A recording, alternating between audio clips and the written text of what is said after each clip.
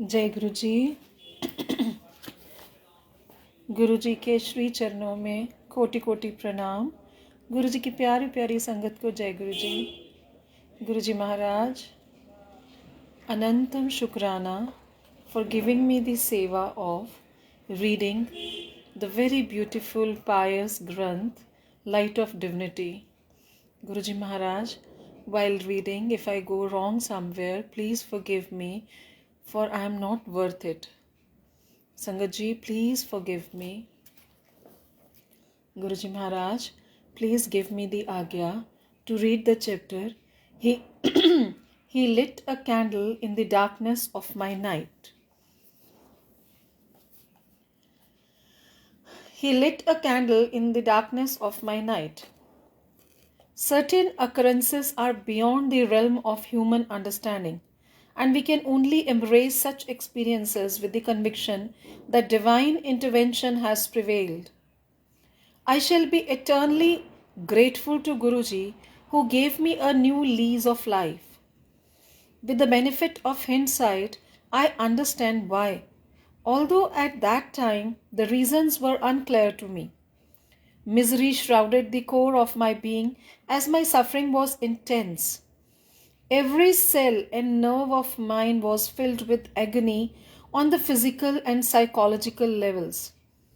Even though Guruji had entered my life as a beacon of light, I was unable to see beyond my own darkness and despair.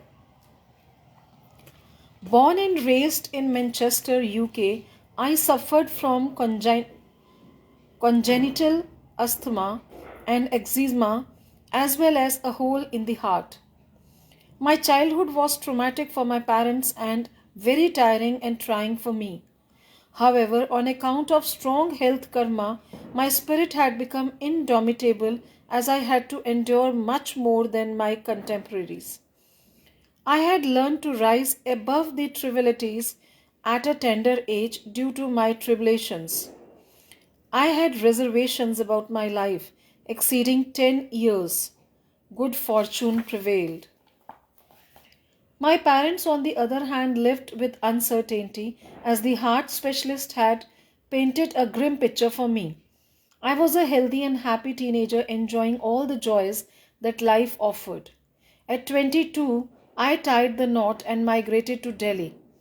However, as fate had it, a cloud of torment again descended upon my life as my asthma choked me with every changing season. I was hospitalized each time and given steroid injections. I felt dejected and rejected at despite of my best efforts to evade and avoid asthma attacks. I was still stuck with the worst kind. My most life-threatening one struck me in 1997, and that is when I resigned to it completely. I recall praying in my heart that this be the final one, as I could no longer endure the affliction. During that ill-fated time, I had developed a nasty skin condition that enveloped my entire body. A biopsy confirmed I had skin cancer. I kept my plight to myself, as I was determined not to shock my family. It was earth shattering news, and I had decidedly reached the end of the road, as my strength to go on had diminished. However, in the darkness of my night, Guruji, by divine grace, lit a candle. Each time I revisit the day, I glimpsed him. I can distinctly recollect my feelings.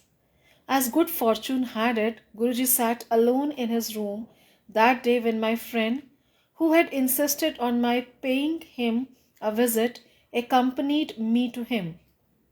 His mere presence overwhelmed me.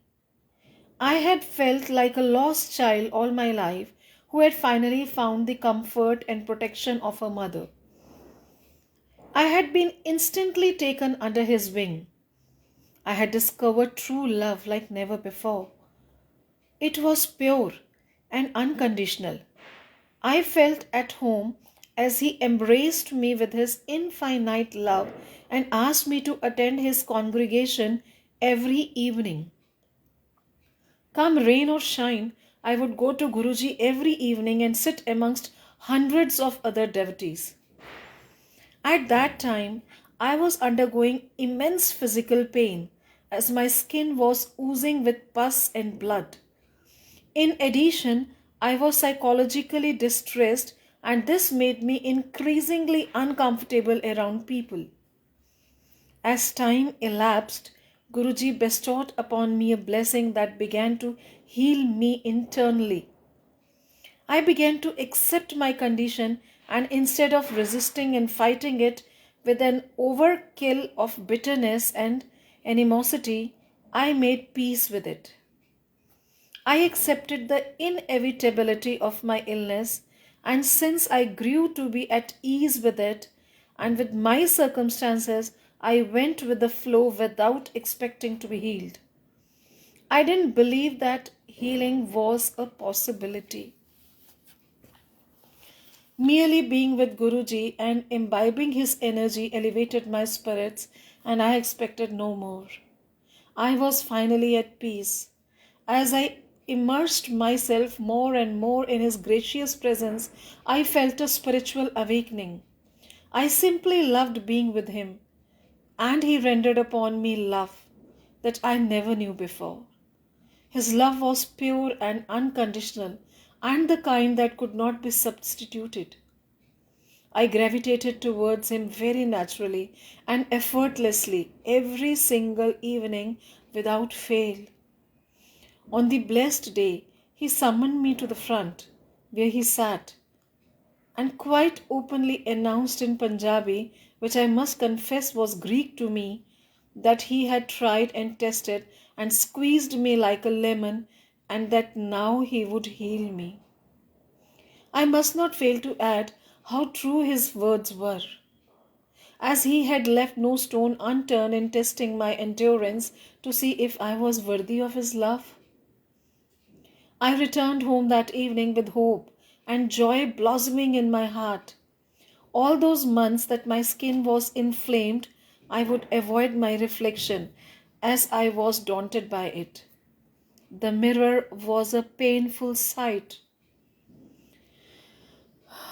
The turning point arrived when Guruji endowed me with his eternal blessings and advised me to muster the courage to look in the mirror.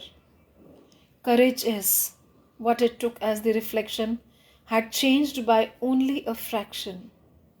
However, with a few weeks, I saw a new me standing in the mirror, a stranger to myself. I was overawed by Guruji. Without a shadow of doubt, I was convinced of his sublime healing powers, and my love for him grew even stronger, and my faith even more formidable. Changing seasons came and went, but did not trigger off any asthma attacks. In fact, I breathed Delhi's polluted air as normally as anyone I knew without being choked by it.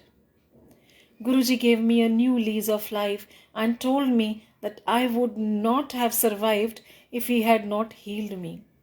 His words corresponded with an astrologer's whom I had met much earlier that year.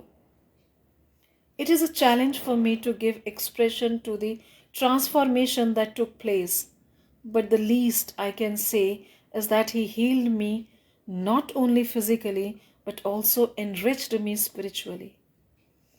After the longest time, I began to feel comfortable in my own skin, literally. However, Guruji's tests are unending, and as nature has it, we become selfishly distant once we are granted our prayers. One particular incident demonstrates how Guruji never ceases to love his disciples. He had told me to light a candle before his photograph every day. One day, after lighting half a box of matches, the candle had still not lit. Much to my dismay, in a fit of fury, I went to the bathroom, came out, and there was a lit candle. I was startled. That very evening, as a mark of respect, I specially visited Guruji, even though it was not my visiting day. I bowed to touch his feet. He whispered softly in his usual gracious voice, "So the candle lit? Did you not? Did it not?" I knew then that it was I who had distanced myself from Guruji, and he, on the contrary, always remained connected. In a word, I would like to conclude by humbly experiencing my heartfelt gratitude to him and live every moment feeling indebted to his grace. This is a satsang of a blessed devotee. Shukrana, Shukrana, Shukrana, Guruji Maharaj. Amazingly, you have blessed that devotee. And indeed, without your blessings, without your healings, nobody can survive. Nobody can get into peace. Nobody can get free from the ailments. Guruji Maharaj, it's my hand folded, bowed, humble request in your lotus feet, Mere Malik. Please forgive the sins we have committed in this birth or in other births. We are unaware of it. Guru Malik, bless us all, forgive us all, keep us in your Sharan, keep us under your wings. We need you, Guru Malik, and thank you for choosing us as your Sangat. Shukrana, Guruji Maharaj.